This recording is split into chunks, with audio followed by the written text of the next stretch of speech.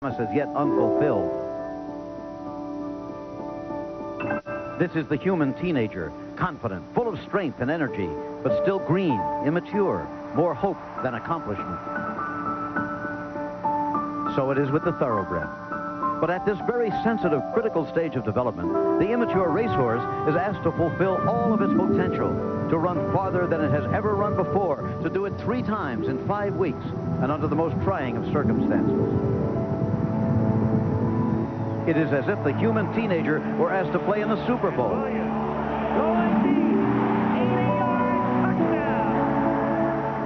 Or the World Series.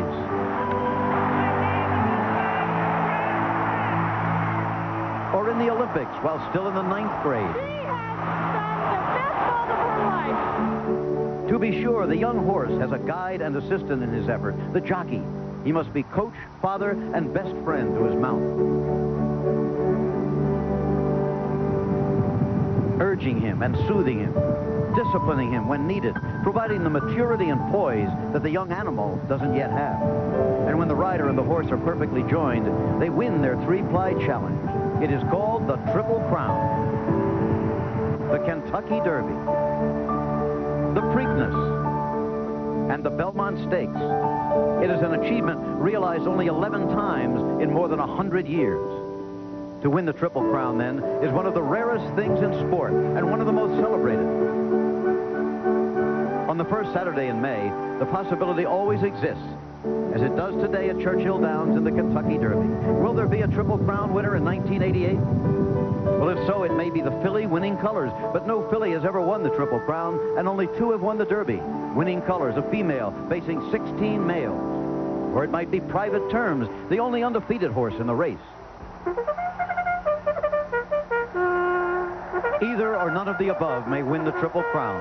But when they parade onto the track and the band plays My Old Kentucky Home, remember this. These are kids in a grown-up world. Teenagers, if you will, on center stage, racehorses only 3 years removed from the springtime of their births. And today they'll try to win the greatest race of all, the Kentucky Derby.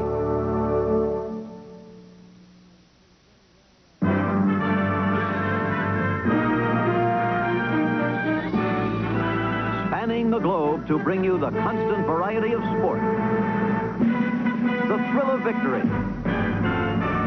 and the agony of defeat. The human drama of athletic competition. This is ABC's Wide World of Sport. The Kentucky Derby. This special edition of ABC's Wide World of Sports is being brought to you by Chrysler. Chrysler believes a luxury car should be a great driving car. At Chrysler, we're driving to be the best. By USF&G Insurance. USF&G covers the USA. And by Kellogg's Frosted Flakes, the taste adults have grown to love. They're great.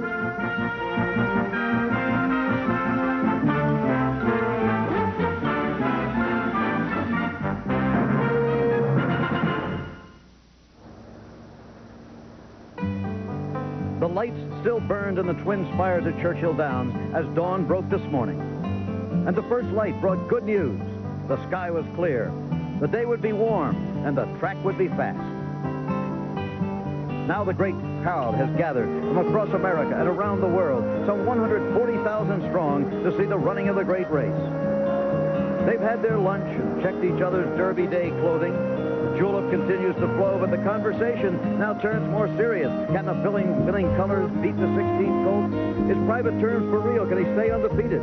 Can the prayers of the Little Sisters of the Poor get their horse to victory? Well, soon the ladies and gentlemen, the touts and tootsies, old men and young girls, all will have a tear in their eye as the horses parade and the band plays My Old Kentucky Home. ABC's Wide World of Sports presents exclusively the 114th Kentucky Derby, the first jewel in the Chrysler Triple Crown. Hello, I'm Jim McKay reporting from Churchill Downs. When I woke at our hotel on the river this morning, the first thing I heard was a steamboat whistle, and the next thing, believe it or not, a calliope playing Waiting for the Robert E. Lee. It was all very southern and very old-fashioned, like the Kentucky Derby itself. The Derby year by year becomes more national in scope as far as the participants are concerned. This year, the horses representing California and Texas, Ohio, and Louisiana, Arkansas, and Florida, Kentucky, New York, Canada, and the Free State of Maryland. The big question, however, on everybody's lips is still the filly. Can she become the third filly to win this race? She's also not only a horse of another sex, but of another color. She's a roan, and no roan has ever won the big race. So many stories, one behind every horse, every owner, every trainer, and every jockey. There's Charlie and Shoe back again. Charlie Whittingham and Bill Shoemaker at age 75 and 56, trying to better their own record set 2 years ago of being the oldest trainer and the oldest jockey ever to win the Derby. And yes, there really is a horse named Risen Star, named after the Star of Bethlehem, a percentage of whose winnings goes to the Little Sisters of the Poor. We understand the Little Sisters and the Ursuline nuns and Sister Teresa of New Orleans are all watching avidly, ready to root their horse or perhaps to pray their horse to victory. Let's take a look now at the specifics of the Kentucky Derby of 1988. The purse, as you see, almost $800,000, more than $600,000 to the winner. The distance, farther than any of them have ever run before, 1.25 miles. The track is fast today, as we said, and the temperature, 82 degrees, is more like a summer day. The wind is negligible and not a factor. Now, there is a bonus, remember, in the Triple Crown. Somebody will win at least $1 million bonus, and it works on this system. 5 points if you win the Derby, the Preakness, or the Belmont. 3 points if you're second, and 1 point if you're third. If you also participate in all 3 races and have the most points, you win the $1 million bonus, unless one horse wins all 3, in which case that horse is guaranteed at least $5 million, or exactly a total of $5 million. All right, now, up on top of the grandstand right now in the sunshine is my ABC colleague, Al Michaels. Great day for a suntan, Al. It's terrific. The breeze has picked up. And, Jim, this is really a fascinating race to handicap. It's been 29 years since a favorite in the Kentucky Derby went off at 3-1 or better. That may be the case today. It's a very deep field, and as usual, a big field. But what happens in a lot of Kentucky Derbies is that there are 17 or 18 horses, but let's say 6 or 8 horses really don't belong there. There's no reason for them to be there. Maybe the owner wants to say he had a Derby horse. That's not the case here. In fact, on the morning line, there are 3 horses listed at 30-1, and all 3 have won stakes races in April. So you can make a decent case for just about every horse in the field. Now, right now, we're taking a look at the odds. 17 horses, but only 12 betting propositions. Cephas and 49er are both trained by Woody Stevens. They are 5-1. Now, Nelson Bunker Hunt owns Intensive Command and Lively One. He has leased them to his son-in-law. The connection there, the bankruptcy proceedings for Hunt in Texas. Thus, with separate trainers, they are one betting entry at 18-1. Risen Star will start from the post. Now, these are not the post positions. These are the program numbers, and the jockey silk's colors are represented in the left-hand panel. Risen Star 5-1. A little later, we'll give you the post position. King Post at 14-1. Continuing on, Brian's Time at 7-1. GRANACUS at 21-1. Seeking the Gold could be an overlay. 16-1. Winning Colors at the moment is the favorite. Proper Reality is 25-1. Jim's Orbit won a race here a week ago, but didn't find many backers here thus far today at 50-1. And then number 11, Private Terms, is 4-1, currently the second choice. Then the final 4, Regal Classic, Din's Dancer, Sea Trek, and Purdue King represent the field. You like one of those, you bet one, you get all 4 at 16-1. And, of course, we'll update it for you and keep track of the trends as the day progresses. We're about an hour from post time. Right now, let's go over to the backstretch and check in with Charles C. Canty. Charles C. All right, Al, Private Terms and Winning Colors have been facing each other in the stable area all week, but they're separated by a lot more than a difference in gender and the few yards of stable area. In fact, Private Terms is a workmanlike colt who comes from off the pace and has done all his running on the East Coast, and he's conditioned by a quiet Maryland-based trainer with a modest string. Winning Colors, on the other hand, is a freewheeling front-running filly who's raced exclusively on the West Coast, and she's conditioned by the high-profile Wayne Lukas, master of a national racing conglomerate. About the only thing these two do have in common is the fact that they'll be ridden by young, talented jockeys who fervently wish to win the Kentucky Derby. But fillies in the Kentucky Derby, the odds are against them. Here's Jack Whitaker with more about that story. Charlie, thank you very much. And as you know, there have been 34 fillies come down here to run for the Roses. Only 2 of them have made the winner's circle. Regret back in 1915, who led Wire to Wire, and in 1980, the lovely Genuine Risk. Well, we have another one this year, and she is the favorite, and she's being ridden by Gary Stevens. And, Gary, your first win was on a filly, wasn't it, by a horse your dad trained? Yes, it was. A filly named Little Star in Boise, Idaho, and it's been a long way since then, but happy to be here. You have a little affinity for fillies? Well, I've had very good luck with fillies. I think most of my success has come aboard them. I won the Kentucky Oaks here 2 years ago on a filly. I'll never forget, Tiffany Lass for Las Barrera, and it's been uphill ever since then. Well, tell us about Winning Colors. Well, she's a filly. She's got a terrific running style, I think, for the Kentucky Derby. She's got a front-running style. She's never been behind, and I don't think it's something that I've sent her to the lead. There's just been nobody been able to keep up with her, and she's got a nice, long, relaxed stride, and she can carry her speed 1 mile and 1/8 so far, and hopefully 1 1/4 miles today. I don't see any problem with her getting the distance. All right, we wish you and the horse a good trip today. Thanks very much, Gary. Thank you. Now, once again, here's Jim McKay. Well, they're all here today, the aristocrats and the newly wealthy and the $2 better and, well, this guy. He's here every year, and he's made it again. He's on camera. Everyone to their own taste at the Kentucky Derby. Favorite will carry 5 pounds less than the Colts 126 today. You've already heard what her jockey, Gary Stevens, thinks about her. Let's take another look at this well-bred Eastern establishment girl who moved to California to find stardom and fortune. 3 years ago, from the serene horselands of Kentucky, came a filly named Winning Colors, sired by Cairo out of the dam All Rainbows. She was brought to California by trainer Wayne Lukas and owner Gene Klein. Under their watchful eyes, she grew up to be a big lady, almost 1,200 pounds, larger than most colts. They dubbed her the Amazon, and the Amazon was fast. Stretch they come, and it's the filly Winning Colors in front by 8. She won the Santa Anita Derby against the fastest colts in the West. But could she return to Kentucky and run against the best colts in the country? Some say you shouldn't run a filly with the colts. A filly can get hurt. But then, you shouldn't believe everything people say. After all, they said Billie Jean King would never beat Bobby Riggs in tennis. It is over. They said Shirley Muldowney could never win a world title in drag racing. And they said Lynette Woodard should never play ball with the Harlem Globetrotters. We don't ever run a filly against the colts unless we think, A, she has an excellent chance of winning, B, she is physically able to compete with what is supposedly the stronger male horses, and C, the fact that we think that that will be a very, very important upward step in her career. Wayne Lukas and Gene Klein know about careers. With Klein's money and Lucas's expertise, they have built a horse racing empire in just 5 short years, and Joyce Klein has been involved from the start. One of the great things about racing compared to business is that my wife and I can share it completely, so that Joyce and I do everything together, and it works out very well for both of us. But it was business that propelled Klein from the streets of New York to the boardrooms of corporations and until recently the ownership of the San Diego Chargers. With all its success, one prize still eludes him, however, a win in the Kentucky Derby. We know we've got an excellent shot this year. It's not this year, it'll be next year. We'll win the Derby. We'll win more than one of them. Winning Colors fuels that dream for Gene Klein, but Wayne Lukas is still cautious about her.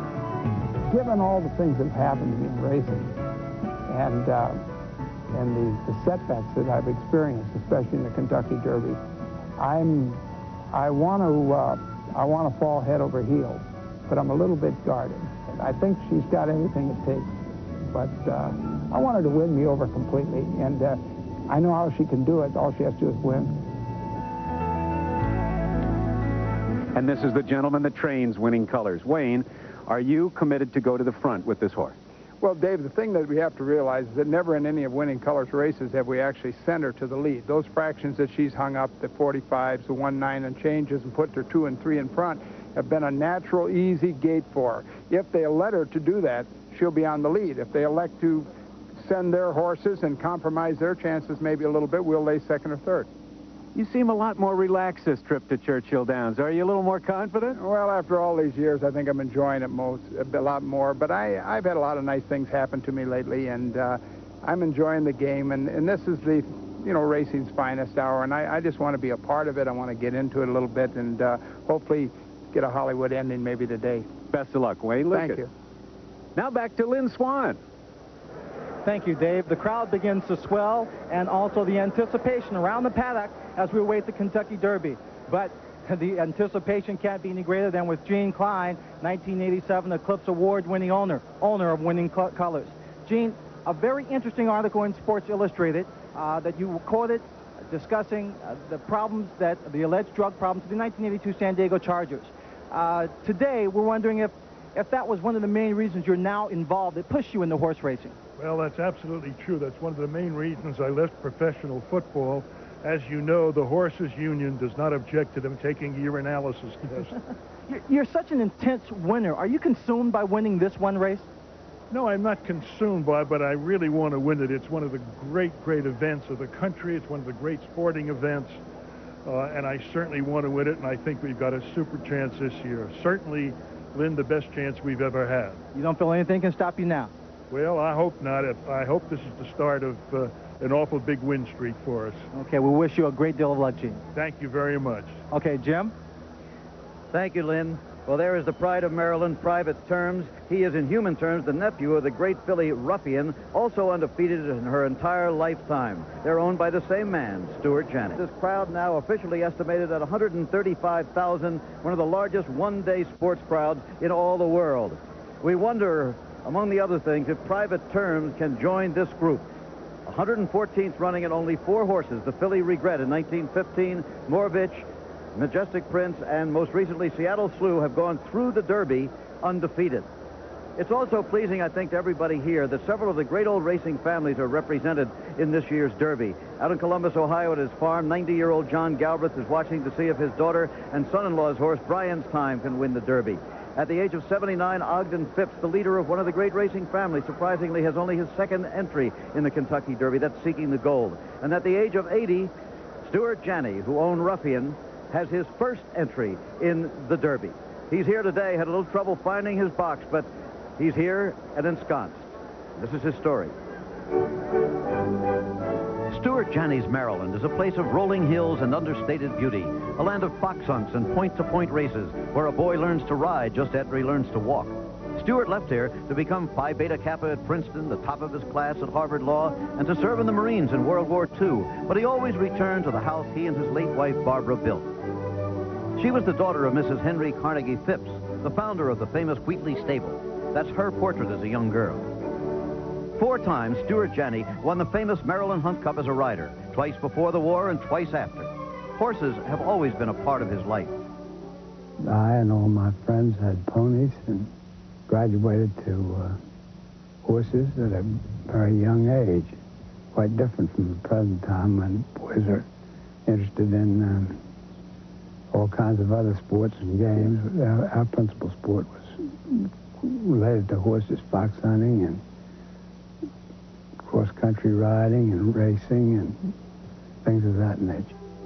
In half a century of breeding thoroughbreds, he's had many nice horses and one who merited the adjective great. Ruffian was probably the best female ever to race. In 10 starts, she was unbeaten and never headed at any point in a race. They matched her with Kentucky Derby winner Foolish Pleasure, and Dave Johnson called the start. Para! Foolish Pleasure on the outside goes for the lead. Ruffian along the inside up to challenge. Ruffian on the inside now gets to the front by a head. Foolish Pleasure on the outside is right there. Ruffian has broken down. Yes, Ruffian broke down and died. She was so big and strong, but now she rests in the infield at Belmont Park. Stuart Janney remembers her this way. She really captured the imagination of all the racing fans. And I can remember now when she would walk out on the racetrack at the Belmont Park, and she would just stop and look around as if she was the queen surveying her subjects. Now at age 80, he comes to the Kentucky Derby for the first time with another unbeaten horse, Private Terms. Some experts were slow to accept him when he came up the Jersey Turnpike from Maryland to New York, but he won the Gotham and then the Wood, and now the Maryland commuter is a Derby favorite. Ironically, his chief challenger is a filly, just as big and strong as Ruffian. How does that strike Stuart Janney? The last time I was on the side of the ladies, this time I'm on the side of the boys. Well, with me here is the horse's rider, and this is a role model for all of us. Chris Antley, began in this business mucking out stables. And here he is today on the highest rung of his profession. How do you feel this being your first Derby, Chris? It's just super. It's a moment that is astronomical. It's much more than horse racing in itself. The people out here, the fans, the enthusiasm, everyone's standing in the paddock right now, and everyone's a winner right now. It's just a super feeling. Well, at 22, it's a great experience for you, I know. How about your horse? He's coming to the race good. He's coming off of 7 wins in a row. His last in the wood was, he did everything right. He's a push button to ride, and his tactical speed, I hope, will help me from the 16 hole. How about the 16 hole? There's nothing you can do about it. You get it through a fair draw, and you have to make the best of it. And he's the kind of horse that I'd want to have from the 16 hole. He handles so well, and you can put him in position wherever you want, and hopefully I'll get a little lucky. Well, patience is sometime a virtue here in a large field. Do you think you have it? I hope so. Well, good luck. I hope this is the beginning of a long Kentucky Derby experience. Chris Antley, now to Al Michaels. All right, Jack, so Chris Antley will start from outside, 16 in the 17-horse field. Post position, of course, is very important as they begin at the head of the stretch. Earlier, and in a moment, we'll show you the odds with the program numbers, but here are the actual posts. It's interesting to note, I think, there is no speed amongst these inside horses. They were the first half dozen. Risen Star out of the 1 hole. You could get squeezed there. And you have to go all the way down the line to number 8, seeking the goal, before you find a horse that might like to go to the front. In Dancer and Sea-Trek, there's Winning Colors, a horse that loves to run and go right out to the front, and she's coming out of the 11 slot. And the rest of them, Lively One is 15, Private Terms with Chris Antley out of the 16 spot, and then 49er will have to come from the outside. And a lot of action taking place at the windows, a live look at the totalizator machines and the betting that is taking place as we speak at Churchill Downs. And here are the current odds. Right now, the Stevens entry is 9-2, Cephas and 49er. The Hunt-owned entry, 18-1. Risen Star is 5-1. King Post is 14-1. Brian's Time still at 7-1. GRANACUS, the winner of the Bluegrass, at 21-1. Seeking the Gold, still 16-1. Now, Winning Colors remains the favorite at 3-1. You saw Proper Reality in Jim's Orbit. Private Terms is 4-1, the second choice, and the 4 field horses are 16-1. And we'll return to Louisville after this message and a word from your local station. Kentucky Derby. This special edition of ABC's Wide World of Sports is being brought to you by Plymouth.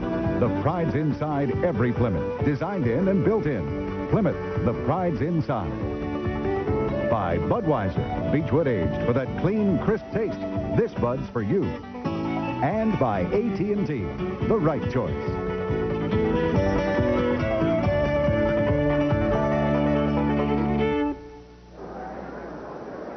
A wonderful new addition here at Churchill Downs is this marvelous bronze by Carl Raguti of the first Kentucky Derby winner, Aristides, born and raised right here in the Bluegrass.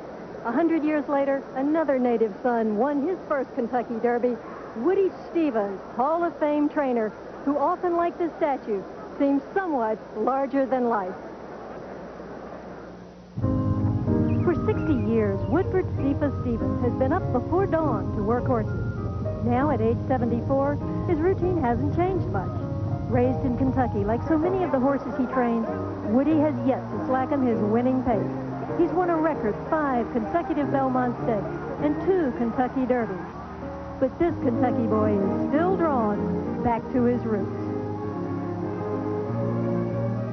The lure of the racetrack took Woody Stevens away from his hometown of Midway, Kentucky at the age of 15. Today, at the age of 74, Woody returned to Midway, and together we walked back through the years to the place where it all began. Woody, it's been 60 years since you started down your road to thoroughbred racing history from this farm. What does it feel like seeing it all again? Well, it's happy to come back, and I'd almost forgotten what it looked like, but I still remember well coming here that morning and getting on my first racehorse. I was 14 years old. I was raised a poor farm boy, worked hard in those fields, and the going was tough in those days. Depression days were coming on, and it wasn't easy. I'd been riding the pony to school, and Mr. Parrish was a banker here in Midway, and he'd see me on this pony. And one Sunday morning, he came to see my father about letting me break his yoke. So my father agreed, and that's where it all started. And once I got a taste of it, there's no leaving. I was only 10 then, but I remember him. He was a thin boy, but he was full of life and joked around and played. And when he went to the track to exercise on the track and later to become a jockey, we never expected, obviously, him to be what he is today. It's a real Horatio Alger story, I think. I rode my first winter at Hialeah in '31. And then I went on riding, but I wasn't doing that well. In 1935, I was riding in Chicago, and Sherrill Ward's father, I was with him. And he said, Woody, if you have a future, it'd be in training, not riding. And he was so right. Woody and his wife, Lucille, headed for the big time of New York in 1944. And it was here his success and reputation grew. But the Derby means so much to a Kentucky boy. I think you'd rather win the Kentucky Derby than any race in the world. I'd never won it till I won the 100, and that was big. When Princess Margaret was there and gave me that trophy, and I turned to walk away, I thought, this country boy's come a long way. I am with the owner of 49ers, Seth Hancock. And Seth, what makes Woody so special, his most enduring qualities? Well, I think the fact that he's totally dedicated to his horses and he's not afraid to take a chance. 49er, 2-year-old champion, horse of the year. Everyone says that's a jinx. 2-year-old champion hasn't won in 9 years at the Derby. Well, in the 70s, all the 2-year-old champions won the Derby at 3, and in the 80s, it's been the reverse. So, you know, it's probably just like everything else, it's cyclical, and maybe it's time to swing back the other way. But you certainly don't think it's a jinx. No, I don't. You know, he was a good horse at 2, and he's been a good horse at 3, and I think he'll give a good account of himself today. Financially, with all the success you've had at Claiborne Farms, what does a Derby winner mean to you and to your farm? Well, financially, it means something. Obviously, the horse is going to be worth more if he should win the Kentucky Derby, but the pride factor for us at Claiborne is what we really would be the greatest thing for us. Thank you very much. Good luck to you this afternoon. Thanks a lot. Of course, Claiborne Farms has hedged its bet a little bit. 2 other horses were foaled there, Private Terms and Seeking the Gold, but there's a 4th involved in this scenario. Let's go to Jack Whitaker. All right, Lynn, thank you very much. Seth Hancock, who changed the breeding habits of America when he syndicated Secretariat before Secretariat had won his Derby here and galloped into equine history. There he is, now down on the farm at Claiborne, and he has sent one son here to the Derby already. He has this magnificent animal, and that was General Assembly, who finished second to Genuine Risk. And this year he has sent another, Risen Star, from Louisiana, the pride of Louisiana, where he has every nun storming heaven with their prayers today to bring him in. And little action here with Regal Classic just on the right of us here. It brought the crowd to their feet and kept everybody on their toes. But Risen Star has an awful lot of supporters here. He's the pride of Louisiana, winner of the Louisiana Derby, trying to be the first of those since Black Gold to win the Run for the Roses. And we'll be back as we look at Private Terms. We'll be back here with all the action that's heating up here for the 114th running of the Kentucky Derby. Up on ABC Sports, a week from today, the battle for the pole at the Indianapolis 500 at the Great Speedway, just 90 miles from here. You'll be seeing that live next Saturday, as you see, 1 o'clock Eastern Pacific and 12 Central Time. Immediately following that, the GTE Byron Nelson Golf Classic from Texas. There you see the proper times for that down below, 3 Eastern and Pacific. And then the International Invitational Diving Championship. Among the competitors, the great Greg Louganis. And live, more horse racing. The Pimlico Special, the revival of an ancient and hallowed race at Pimlico. And the participants, Ali Shiva, winner of Derby and the Preakness last year, and his great adversary, Bet Twice, the winner of the Belmont, along with Lost Code, who might beat either of them. That also, of course, will be live 4:30 Eastern and Pacific, 3:30 Central. Now, down to Jack Whitaker with perhaps the greatest rider in our history. Indeed, one of the great, certainly, since the Godolphin Darb down to the present 2-year-old, the master Eddie Arcaro. This is your golden anniversary today. Saturday, May 7th, 1938. You run your first Kentucky Derby on Larwin. What do you remember? I know that it's 50 years ago, but I don't even feel that old. You don't look that old. Larwin, there you are. There you are, 50 years ago. great thrill? Oh, it was a thrill, Jack. In fact, what made it a big thrill is that I'm from Kentucky. I never thought I'd ever ride in a Derby, let alone win one. Well, you had 5 of them, and you look great today. All those people that used to boo you up at Jamaica and the old aqueduct are happy to see you looking so good. Well, I feel good. I'm all right. All right, good to have you here. Happy anniversary. Eddie Arcaro, Jim McKay. During Preakness Week, he'll be honored as the only jockey ever to have won 2 Triple Crowns. And now the great ceremony, the traditional ceremony, begins with the playing of our national anthem. 113th United States Army Band from Fort Knox.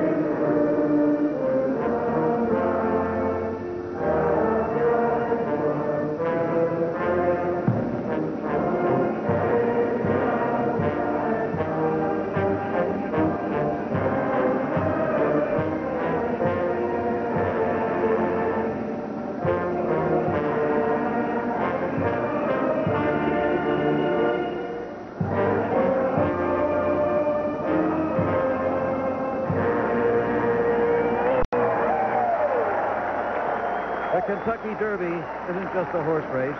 It's an annual part of all our lives.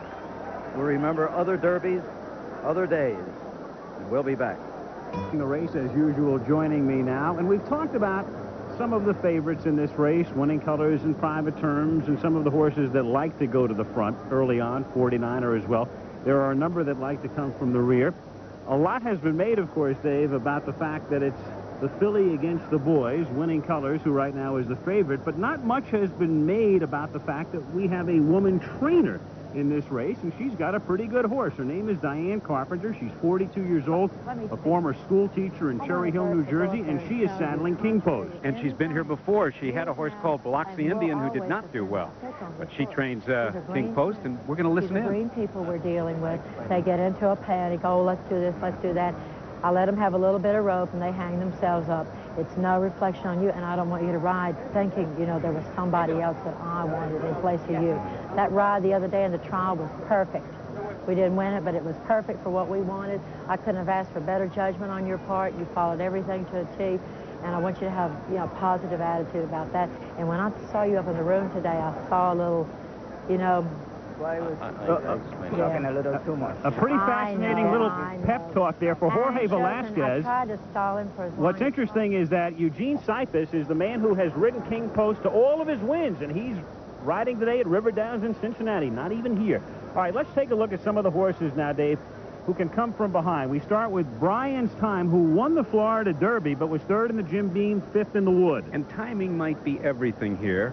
This horse hasn't shown too much of late, but maybe John Veach, the trainer, who trained Alydar 10 years ago to finish 2nd to Affirmed, maybe he's just going to be peaking this afternoon. It is 1.25 miles, and he should love the distance. GRANACUS, 9 days ago, won the Bluegrass, but in a pretty slow time. What chance does this horse have, in your estimation? It was a very eye-appealing back of the pack to the front move, but it was so slow that I think he's up against a little too tough this afternoon. Then there's Regal Classic, who has raced only twice as a 3-year-old. Lafitte Pinkai up. He was sick, lost a lot of time training. He was an outstanding 2-year-old, but he's not the same at 3, and I'm afraid he deserves to be part of the field.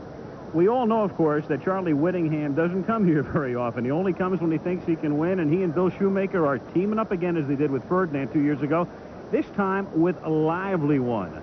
The Eagle has landed. The Bald Eagle is here. He wouldn't be here if he didn't think he had a shot. And Bill Shoemaker, riding in his 26th Kentucky Derby, looks for win number 5. And Lively One is paired. There he is, number 2B. Lively One, who will start actually from the outside in the 15 post, and 2A with the intensive command. Again, there are different trainers here. Intensive command is trained by Johnny Campo, but this is part of the Nelson Bunker Hunt entry. And this horse was a stablemate to Cherokee Colony. Campo rated him about 1 length off Cherokee Colony, who is not here because he was injured.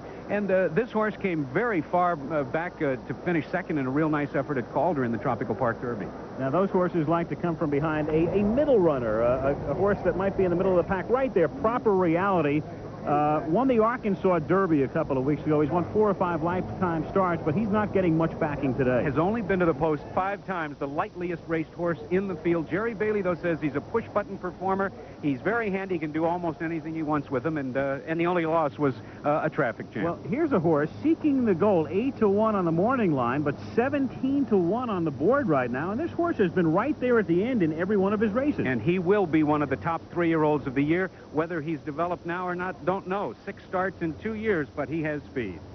All right, so we'll look at some of the others as we come up to the 114th Kentucky Derby. Now, this is Jim McKay, and Charles E. Candy has made her way back from the barn area.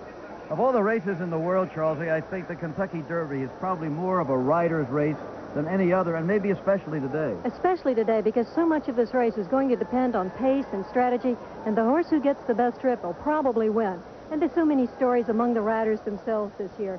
Horses who were deserted for other mounts, and stories of such as Eddie Maple, who's had such snake-bitten luck in the Kentucky Derby. He lost the mount on Swale when Swale won. He lost the mount on 49er. Can he make good on Cephas? There's Pat Day, who, as you say, owns this racetrack. But he's been a little bit unlucky. Last year, favorite aboard Demons Be Gone, and Demons Be Gone bled, of course. Never won the Derby. Never won the Derby. We should love to win his first one. And then Jerry Bailey, who took off of Brian's time for the mount on Proper Reality. Now, Proper Reality won the Arkansas Derby, but did he make the wrong choice? We'll see. And one of my favorite stories is Jacinto Vasquez, who's making such a wonderful go of it here, kind of in the late stages of his life. Militantly independent. He refused to audition for the mount on Risen Star, wound up on Granacus. He could be in pretty good shape, too. The ride went to Eddie De La Husa. You heard the cry, riders up, and there they are in the proud silks of all these owners. Some 50,000 foals 3 years ago. 17 of them made it to the Kentucky Derby. Number 11, that is Private Terms, unbeaten. There is Bill Shoemaker at age 56, the oldest rider ever to win at age 54 on Ferdinand 2 years ago. Antley in his first Kentucky Derby, Bill Shoemaker riding is 26. What about the experience gap between those two? Bill Shoemaker won his first Kentucky Derby when Dwight Eisenhower was president. That's 6 presidents ago. There goes Private Terms with young Chris Antley aboard. There have to be a few butterflies in that stomach. Number 6 there, Granacus, the Canadian horse. 2 Canadian horses in here, Granacus and Regal Classic. And there's Brian's Time, the little diminutive colt. He's a mayfoal. He's very small, but I must say he looked wonderfully well when he came over from the stable area into the paddock. A roar from the crowd as they hear the call to the post. They still must go through the tunnel. There they are coming out, and now it's time for that song. I don't know why it does it to us, but it does, and I'm sure it will. University of Louisville Marching Band accompanying the Stephen Foster Singers. My Old Kentucky Home.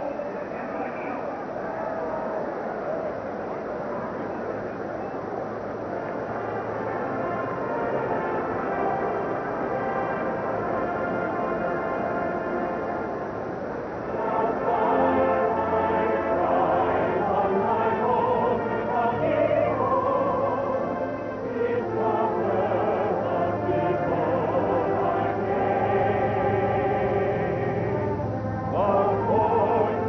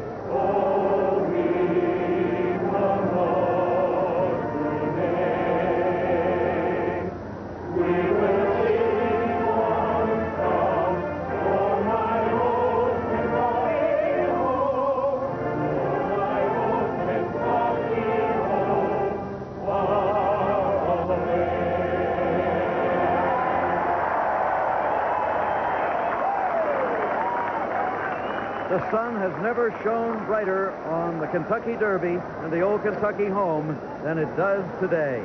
Number 1 is Cephas. His daddy, Caveat, almost won the Derby, was second after a bad trip, went on to win the Belmont. Bred in Maryland by Jim Ryan and Robert Kirkham. Number 1A, this is the Woody Stevens entry, 49er. He's got speed. He should be out there in front, even though he is on the outside post. He should be with the leaders. Number 2, Intensive Command, the Nelson Bunker Hunt stable. Another Maryland bred, ridden by Julio Pazua. Hasn't won a stake yet, that horse, but you never know. Here is Lively One. That's Charlie Whittingham and Bill Shoemaker. Charlie does not come to the Derby, and neither does Bill unless they think they've got a shot. They were second to the filly in the Santa Anita Derby, but by 7.5 lengths. Still they're here. Number 3, this is Risen Star. Won the Louisiana Derby. No Louisiana Derby winner has won the Derby since Black Gold back in the 1920s, and he was the only one to do it. Here is King Post. That's lady trainer Diane Carpenter's horse. Won the Jim Beam in the Slop. He was second in the Derby trial by a nose last week. Number 5, a come-from-behind horse. He could be 15, 20 lengths behind at some point and still win. Brian's Time, owned by Jody and Wally Phillips, the daughter and son-in-law of John W. Galbraith. Number 6, Granacus, we said, is from Canada, owned by a self-rated man named Steve Stavros, who was an immigrant from Greece. Granacus, winner of the Bluegrass Stakes, is Grade 1 Stakes. Seeking the Gold is, as Al said, definitely, I would say, an overlay at 16 to 1, owned by Ogden Phipps, who is the brother-in-law of the owner of Private Terms. Number 8, Winning Colors. This is the favorite in the Kentucky Derby. Has there been a filly the favorite before? Yes, quite recently. 2 fillies. The entry of Wayne Lukas, the same trainer. Althea was the favorite, and she finished way, way back. Proper Reality won the Arkansas Derby. As Charles, he mentioned, his jockey jumped off Brian's Time to get on him. Number 10, Jim Thorpe had won a Derby trial a week ago here, but you can get a big price on him today. Jockey Shane Romero is the cousin of Randy Romero and also the cousin of Eddie De La Houssaye, so it's a relatives race in part today. Number 11, this is the undefeated Private Terms, with Chris Antley making his Derby debut, held at odds of 7 to 2 right now, trained by Charlie Hadry, the shyest trainer you'll ever find. He's been almost invisible this week. Private Terms, second favorite in the betting at 7 to 2 to the filly at 3 to 1. Here's Regal Classic, a Canadian horse who was very highly thought of as a 2-year-old, was sick during the winter. Many people think he won't be ready for it today, but Lafitte Pinkai Jr. picked up that mount last week. He likes to win. Din's Dancer is trained by last year's winning trainer. That is Jack Van Berg, of course, the trainer of Ali Sheba, ridden by the veteran John Lively, member of the betting field. That's what the F means in front of the name. Number 14, Sea-Trek, very lightly regarded here by most people, and yet because of local interest, he's a local horse, is just 17 to 1. Patrick Johnson, the jockey, is also a Kentucky native. And here is Purdue King, the final field horse, owned by Bob Starnes, former captain of the University of Illinois basketball team. Funny, the horse would be named Purdue King. He went to Illinois, but the horse had the name when he bought him, and you can't change the names after they have raced. Ridden by the young Kent Desormeaux. Quickly now, let's go to Lynn Swan. Thank you, Jim. I'm with the co-owner and trainer of Risen Star, Louis Russell. Louis, hi, Lynn. How you doing? Good to see you. You're a little nervous, but there's something you have with you that you think is going to bring you some good luck. Well, we got the hat for good luck, which is a gift, and we got Mickey Mouse. Try to motivate it. The only thing Mickey Mouse about your horse is that sweater. You a little nervous? Yeah, Lynn, I got a little nervous this afternoon, and I hope that he runs well for all the people who have been so kind to us. Mm-hmm. Now, do you normally watch the race from the rail in several box? I always stay right downstairs. I want to be at ground level. Mm-hmm.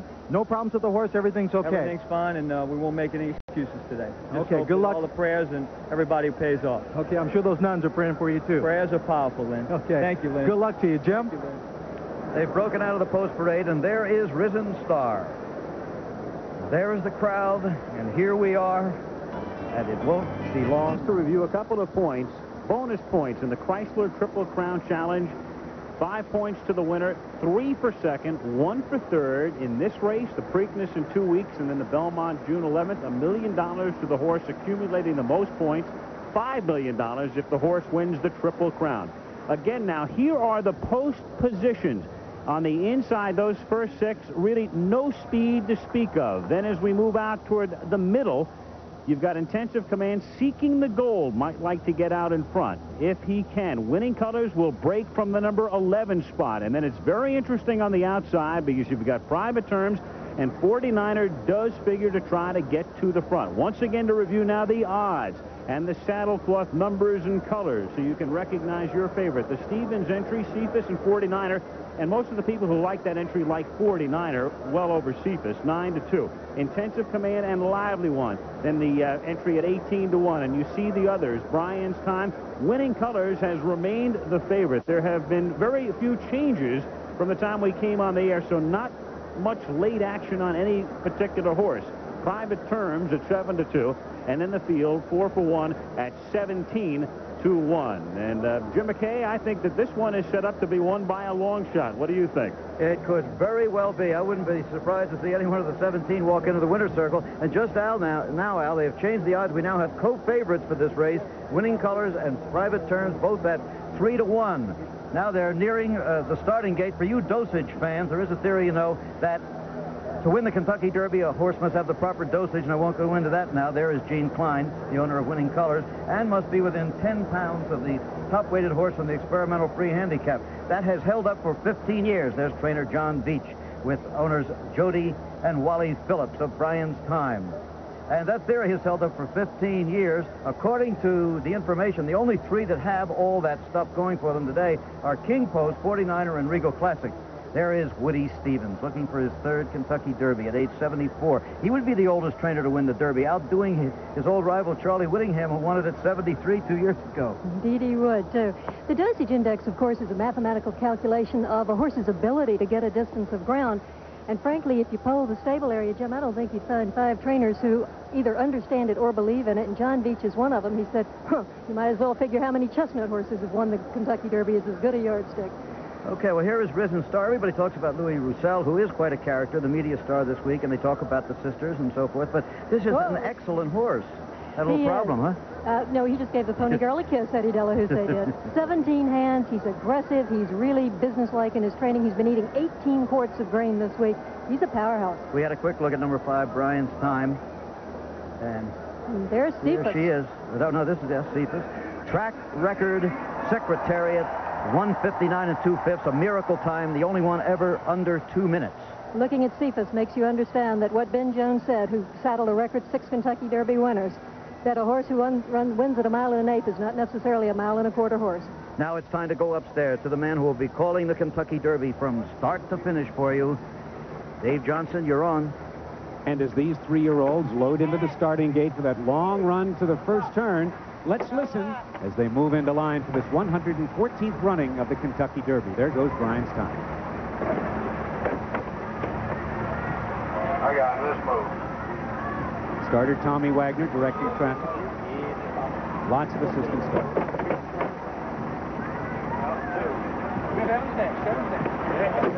Gary, jump down just a little bit, will you? About half the field in. There goes Seeking the Goal. Well checked. Still a little bit green. You all right, Raymond? And Din's Dancer, who has some early speed.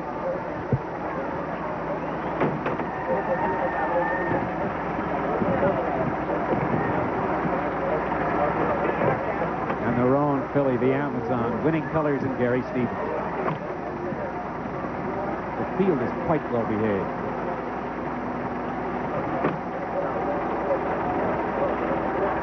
Jim Jordan. What do you think, Boo? You gonna be all right? And for Duke King. And now 3 horses in the auxiliary gate. Only 1 horse, Gato del Sol, has ever won the Derby from that second starting gate. Think I tail up. Got it! Private Terms is in. Waiting on 49.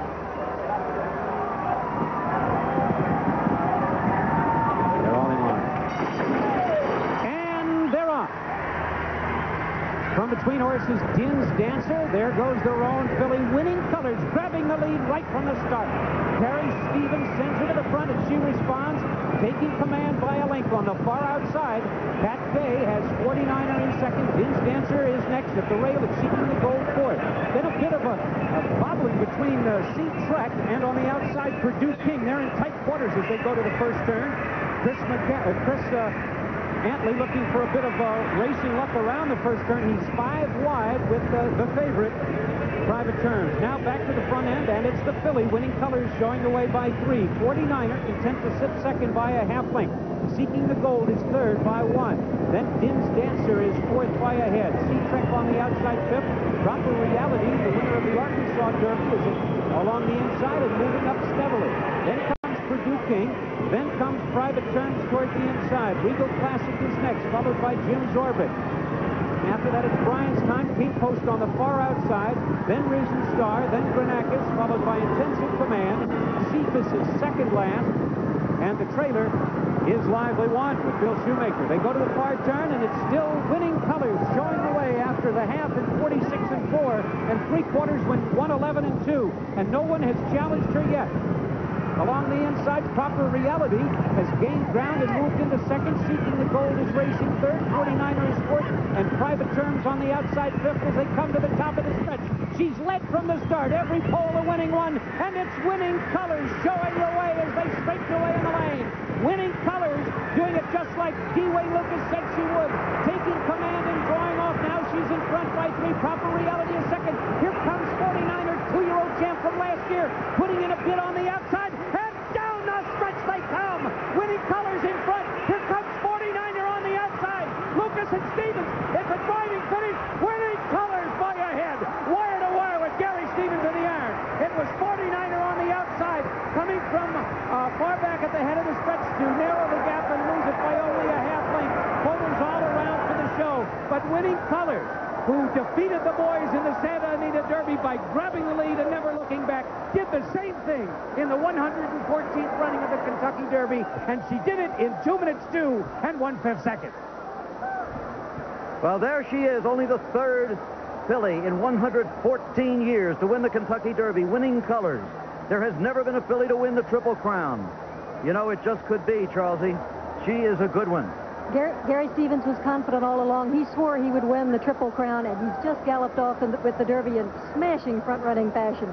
She shook off 49er around the first turn, led all the way down the backside, was never threatened, and then withheld another charge from a very game 49er. What a great race she ran. And 49er was unofficially second. There is Woody Stevens. Woody Stevens, that'll be just second place for Woody this time with his wife Lucille there. Third place, it appeared to me that Seeking the Gold rallied for third, again very unofficial. There is 49er from wearing the hallowed silks of Claiborne Farm, the Hancock family. Tremendous race from this colt. He really was tenacious, as he always has been. He can get that 1.25 miles. He was coming on again. We might hear from him in the Belmont still. The reaction shot I'd like to see right now is Wayne Lukas. He wanted a storybook ending, and he finally got it. Well, from now on, you can be sure 13 will be Wayne Lukas's lucky number. It was the 13th horse he had entered in the Kentucky Derby, and the first time he has won. It's listed as a photo, probably for second and third. Let's see. Can you hear me, Gary? This is Jim McKay. Yeah, I can, Jim. Can you put it into words? It's like a dream. I can't. I mean, she's incredible. She did it, I didn't. I was a passenger. She's incredible. Pretty smart passenger, I'd say. Congratulations to you, Gary. Thank you, Jim. A long way from Caldwell, Idaho, huh? Telling you. Gary Stevens aboard Winning Colors by Caro, who came from Ireland. The sire, out of All Rainbows, who is by Bold Hour.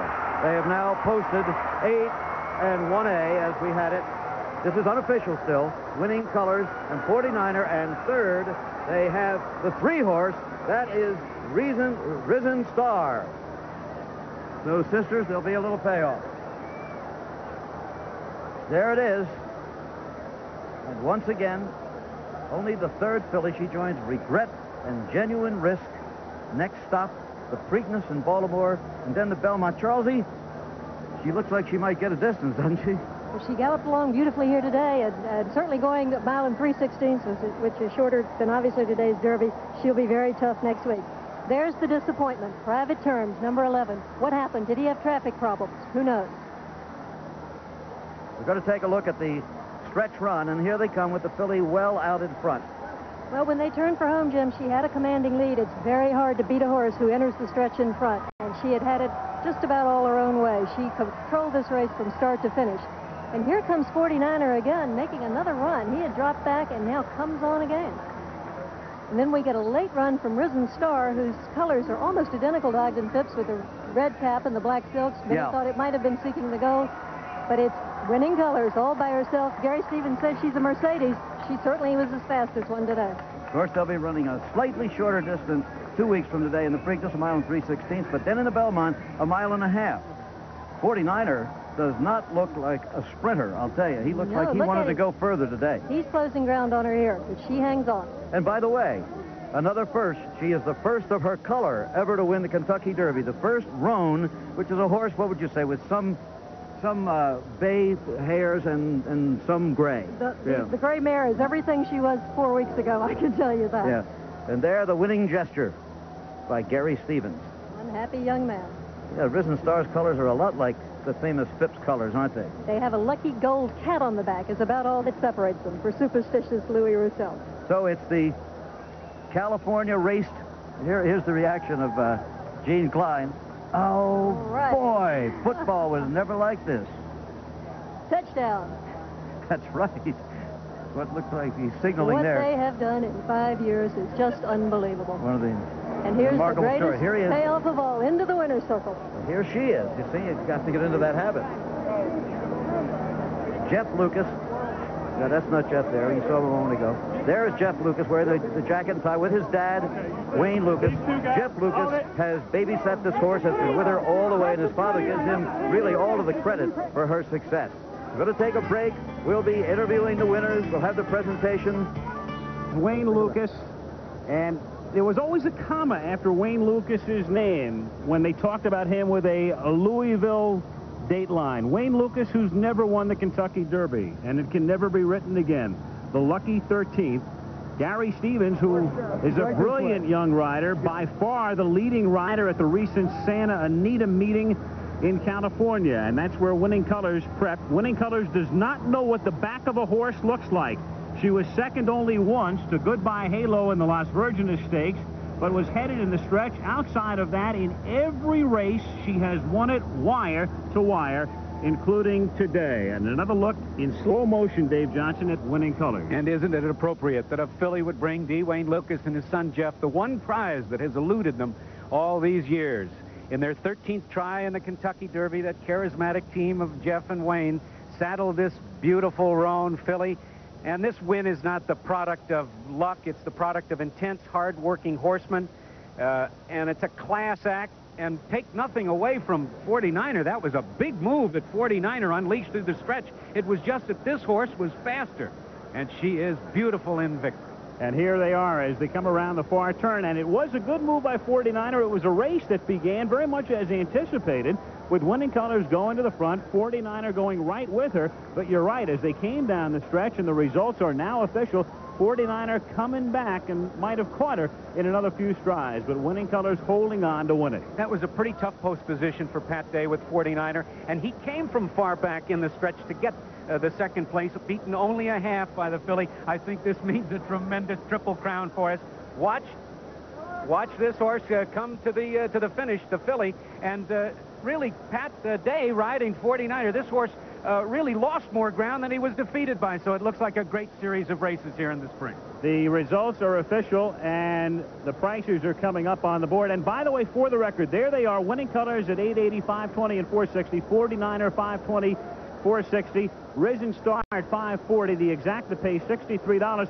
For the record, Private Terms on the last click became the favorite. There were $5,000 more bet on Private Terms to win than Winning Colors. She was the second choice, but certainly the people's choice in 202-1. Native Dancer is noted in the pedigree of no less than 6 Derby champions, including Majestic Prince and Affirm. A winner in 21 of his 22 career starts, how did Native Dancer fare in his Derby test in 1953? Fell behind the field.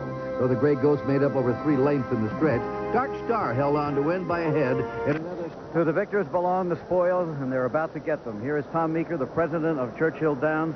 Tom, congratulations on another magnificently run Derby and on all the improvements again this year, but this is the moment. Well, this is my 4th Derby, and this has to be one of the all-time best from my standpoint.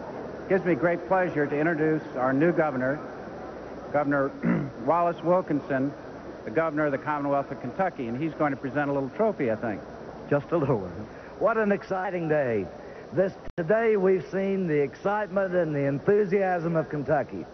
And I want to congratulate Wayne Lukas, Gary Stevens, this magnificent Kentucky-bred filly, Winning Colors, and Gene Klein. I knew they were going to do it. I said just a moment ago, this is the greatest trophy in the world. Kentucky is the greatest 40,000 square miles in the world, and I'm happy to present it today to somebody that deserves it so magnificently. There it is. Thank you very much, and I'd really like to salute all the women of America. This one's for you, gals. All right. It's a great, great thrill. Thank you. Okay, Gene, football was never like this, but we caught your reaction, and it looked like you were signaling touchdown. Well, this is so much, for me, this is so much greater than football, and this is a sensational thrill.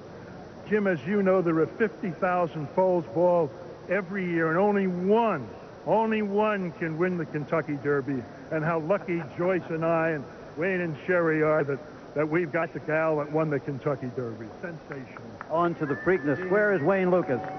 Here is the trainer. I think your lucky number from now on must be 13. It was your 13th entry in the Derby. It's finally happened. I knew there was a lot of tension this week, but this is just the way you called it. Well, we've been loose because we felt we had a very, very good filly, but it's been building up for 6 or 7 years, so I just can't tell you all the people that contributed to this filly's success, and I have to salute Jeff, who's worked so hard. He's done a great job. That's your son, and he went back with the horse. Yes, he's going to stay with the horse, and I wanted him here so bad. But this one's for just all the guys that ever dreamed it. It's from here, the top of the world, and we're looking down. And the gals. And Gary Stevens, where's the rider? Here he comes. Gary, as we said, a long way from Caldwell. Congratulations to you. Thank you. Let's take a look. Let's replay this race and take a look. We got a monitor over here we'll have to dig ourselves into. Okay, here we go. Why don't you call it for us? Well, she broke very clean today, just like she did in the Santa Anita Derby. She was what I thought. I still haven't seen the fractions, but she was running very easily until the 3/8 full. Here she's just kicking along like she's out for a morning gallop. This horse, 49er, runs up on the outside of me a little bit, and Pat really didn't pressure me early, and she just pretty much got things her own way the whole race, and it's just tough for other horses to make it their kind of race when you've got a phenomenal filly like this in there with you. Sure looks like she could like any distance, including the 1.5 miles of the Belmont. Well, I've told Wayne it doesn't matter what kind of surface she runs on, how far. She'll run upstairs if she has to. It really doesn't matter. What's it like to be on her? Well, I told Wayne after the race the hardest part for me was at the 3/8 full, feeling like I was going to win the race and having to contain myself for about 35 more seconds. Is there a relationship out there, a feeling between you and the horse? Well, 2 days ago when I arrived in Louisville, I went to the filly stall to see how she was doing. I stood there for a couple minutes, and my father and I were talking, and she could hear me talking, and she started kicking the wall. And I walked away, and she calmed down. Today when I went out the paddock and was talking with Wayne, I started talking, and she could hear me, and she started kicking the back. So I don't know if it's me or what, but I get away from her because she starts getting cranked up when she hears me. Did you feel that 49er was still in contact at this point? Well, I think that we stole away pretty good around the quarter pole. I started asking her for her life. I've been watching the races all day long, and it looked like everybody was trying to rate their horses, and at the quarter pole, when they asked them to run, nothing was happening. So we felt if we had a good lead, and I had a lot of horse to try and steal the race there, and that's what we did. Wrong about here, Dave Johnson was saying, and down the stretch they come. What was in your mind? You knew you had it. Well, I was feeling pretty good. I haven't ever experienced anything like I just felt right here where I'm crossing the finish line. I think you can see it when I stand up. Well, here, what was your reaction, as a matter of fact? I think we're going to show it to you right now. In any moment. There you go. Coming up. You remember this part? Yeah, that one finger up there is for all my friends and everybody back in Boise, Idaho. Okay, congratulations again, Gary Stevens, Wayne Lukas, Gene and Joyce Klein, and everybody here at Churchill Downs. Thank you all very much. There's one more presentation to come, a brand new one this year. We'll be back. But earlier today, Andre Agassi, the exciting new young prospect from the USA, over Krickstein, also of the USA in straight sets. Then Zivanovic of Yugoslavia beat Matar of Brazil. So that sets up the match tomorrow afternoon, live on ABC at 2 o'clock Eastern Time, between Agassi and Zivanovic. Join us, please. The Kentucky Derby. This special edition of ABC's Wide World of Sports has been brought to you by Budweiser, Beechwood Aged, for that clean, crisp taste. This Bud's for you. By Chrysler. Chrysler believes a luxury car should be a great driving car. At Chrysler, we're driving to be the best. And by Minolta. With Maxim, the ultimate autofocus system, you'll never see life the same way again. And back at Churchill Downs, now let's take a look at the complete order of finish. 17-horse field, winning colors, wire to wire with 49er. The fourth time this year 49er has finished second. Risen Star, who started out of the one-hole, winds up third. Proper Reality, Regal Classic, Brian's Time was sixth. Seeking the Gold, Cephas, and again, Private Terms by $5,000 was the favorite today. Finished ninth. Jim's Orbit, GRANACUS, Lively One. And there were the rest of the finishers: Din's Dancer, KINGPOST, Never a Factor, Intensive Command, Purdue King, and Sea-Trek. And now, Jim McKay, the question becomes, can the filly win the Black-Eyed Susans? Okay, now the bonus points, 5, go, of course, to Winning Colors, and 3 to the second place horse, 1 to the third place horse. But there are 2 more races to go. However, there is a presentation now, and Clark Vitulli, who is the General Marketing Director of the Chrysler Corporation, is here to make it. Clark? Thank you, Jim. On behalf of Chrysler Corporation, we are very proud, on behalf of our company and our 3,000 Chrysler and Plymouth dealers, to present this brand new 1988 Chrysler LeBaron to our winning jockey, Mr. Gary Stevens, and his wife, Tony, of course. Congratulations, Gary. We understand that you and Tony have just bought, by the way, a Plymouth Voyager for your family, so we think it's an excellent compliment. Congratulations to you.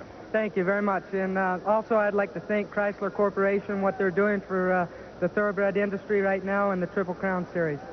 I might tell you that when he was still sitting on the horse in the winning circle, he looked up at me and he said, when do I get the car? Okay, that's the story. Clark, thank you. We'll be on to Pimlico and to Preakness and then to the Belmont in the Chrysler Triple Crown Series. And, of course, you, sir, will be there, too. Yes, I will. That's the story from Kentucky on a gorgeous afternoon. Tomorrow on ABC Sports, the Eagle Tournament of Champions Tennis, presented by ICI, concludes with the men's final. And next Saturday, ABC's Wide World of Sports features the International Invitational Diving Championships, plus the Pimlico Special live from Baltimore. All events to be seen live except on the West Coast, only on ABC Sports. So stay tuned now for your local news and for ABC's World News Saturday over most of these ABC stations. This is Jim McKay saying so long from Churchill Downs. A promotional fee was paid by Chrysler. This has been a presentation of ABC Sports, recognized around the world as the leader in sports television. No, Jonathan Rollins.